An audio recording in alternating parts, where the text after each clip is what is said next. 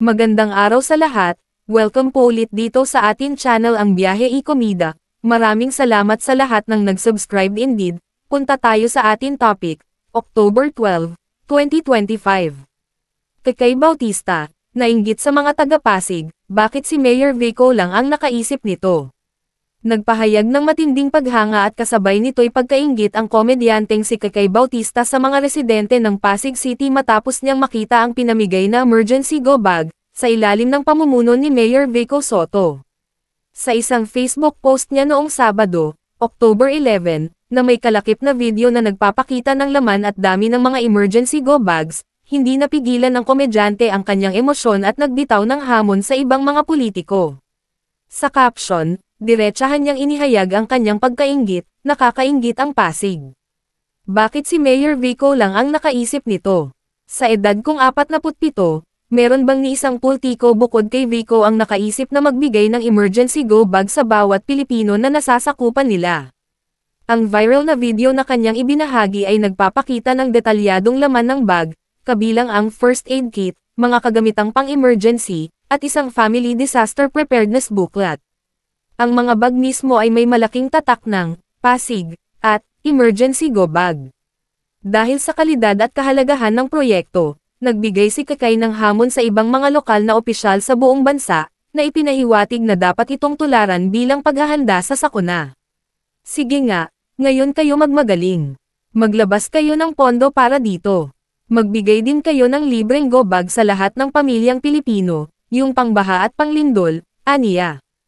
Ang post ni Kay Bautista ay mabilis na nag-viral, na nagpapakita ng malawak na suporta at pag-asa ng mga Pilipino na ang ganitong uri ng proyektong pang-emergency preparedness ay maipatupad din sa kani-kanilang mga lugar, bilang paghahanda sa banta ng baha at lindol. Ayon sa latest post sa Facebook ni Kay, published as is. Ayan, meron na pala sa QC. Sana lahat ng pamilya sa buong Pilipinas magkaroon. Habol na yung ibang municipalities. Ngayon na kayo totoong magbida-bida dali. Oh, yung mga bida-bida dyan ng eleksyon. It's your time to shine. Now is the time to serve the people. Dahil nag-serve na kami sa inyo ng eleksyon. Niluklok na namin kayo sa inyong mga posisyon. Kayong mga nasa LGU, munisipyo. Yan, ang mga namumuno sa bawat bayan at bawat cities dito sa buong Pilipinas. This is not a request. It's your job to serve the people. So, mamigay na kayo ng mga go bags, mga emergency kits dahil Philippines is shaking, 'di ba?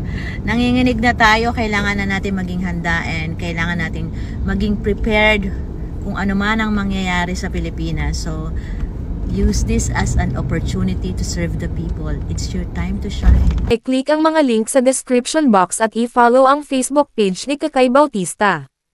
At yan ang ating latest showbiz chika update for today. Huwag kalimutan mag-subscribe, i-click ang notification bell for more showbiz chika updates at suportahan po ang ating Facebook page. Maraming salamat sa lahat ng nag-subscribe indeed. Magandang buhay sa lahat. Adios. Gayahin natin si Mayor Vico na hindi kailangan utusan, nagkukusa. So, sa Taguig meron daw, hindi ko naman naramdaman. Sa QC meron na.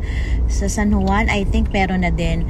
Dapat lahat ng household bigyan nyo. Hindi lang mga estudyante. At hindi nyo ibibigay kung kailan nyo lang gusto. Tsaka hindi nyo ibibigay sa mga gusto nyo lang bigyan. Sa mga padrino, sa mga panyero, sa mga kamag-anak. No.